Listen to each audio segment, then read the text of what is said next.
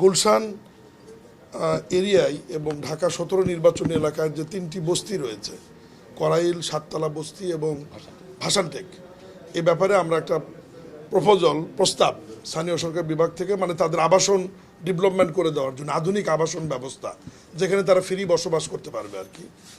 এই আবাসন ব্যবস্থার আমাদের একটা প্রস্তাব বিআইডির মাধ্যমে তাদেরকে দেওয়া হয়েছে। এটা প্রায় 10,000 কোটি টাকার প্রজেক্ট। তো সে ব্যাপারে মাননীয় মন্ত্রী রাষ্ট্রদূতকে ওই প্রস্তাবটি বিবেচনার জন্য উনি বলেছেন এবং প্রাথমিকভাবে তারা সম্মতি হয়েছে এবং তারা বলেছে যে পুরোটা যদি একসাথে আমরা নাও পারি, আমরা প্রায়োরিটি বেসিসে পর্যায়ক্রমে আমরা এখানে ইনভেস্ট করব। আর 3টা বিষয়ে তারা ইনভেস্টমেন্ট তাদের আছে, এগুলোকে আরও তারা বাড়াতে চায়। যেমন ওয়েস্ট ম্যানেজমেন্টে তাদের তো ইনভেস্ট আছেই।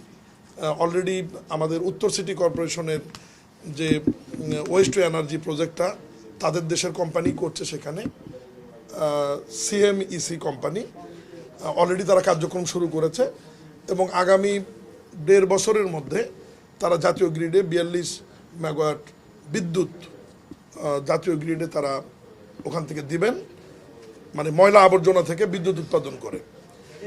সেটার একটা চুক্তি স্বাক্ষরের অনুষ্ঠান রয়েছে চায়নাতে। আমি নিজে সেখানে যাচ্ছি আগামী 2 সেপ্টেম্বর আর কি।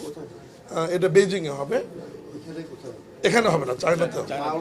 পারবেন আমিনবাজারে, আমাদের Aminbazar north city corporation Aminbazar আমাদের ড্যাম্পিং পয়েন্ট যেটা ল্যান্ডফিল যেটা রয়েছে আমিনবাজারে, এটা ওনাকে অবহিত করেছে এবং উনি সেটা জানেও যে আমি যাচ্ছি সেখানে। সেকেন্ড হচ্ছে আমাদের ওয়াসার যে দাসেরকান্দি যে প্রজেক্ট রয়েছে, যেটা সোয়েরেজ ট্রিটমেন্ট প্ল্যান্ট, যেটা সেটাতে তারা আরও ইনভেস্ট করতে চায়। পূর্বের ইনভেস্টারও তাদের ছিল, সেটা তো মাত্র 30%, মানে 30 ভাগ কার্যক্রম চালু আছে, 70% এখনও আমরা চালু করতে পারিনি।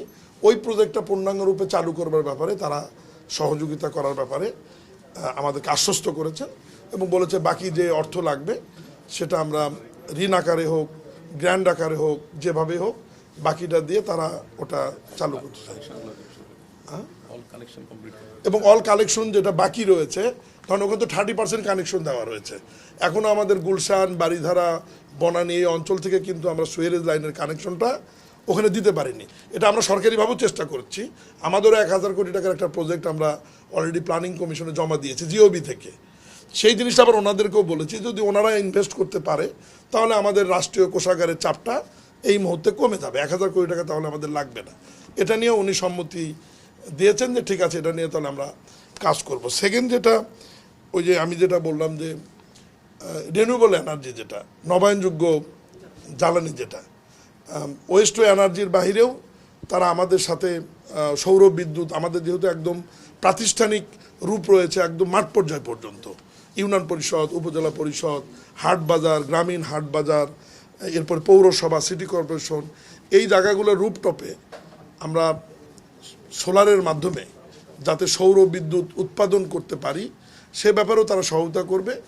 এবং এই বিদ্যুৎটা এরকম, এখন আমরা একটা বিদ্যুৎ মন্ত্রণালয় যেভাবে এখন যাচ্ছে সেটা হচ্ছে নেট মিটারিংয়ের মাধ্যমে আর কি। দিনের বেলা যদি আমরা সৌর বিদ্যুৎটা ইউজ করি, রাতের বেলা যদি আবার আমরা মানে পিডিবির বিদ্যুৎ ইউজ করি, তাহলে নেট মিটারিংয়ের মাধ্যমে ওটা সমন্বয় হবে। এ ব্যাপারেও তারা ইনভেস্ট করার জন্য সম্মত হয়েছে। এটা মূলত আমাদের মন্ত্রণালয়ের বিষয় ছিল।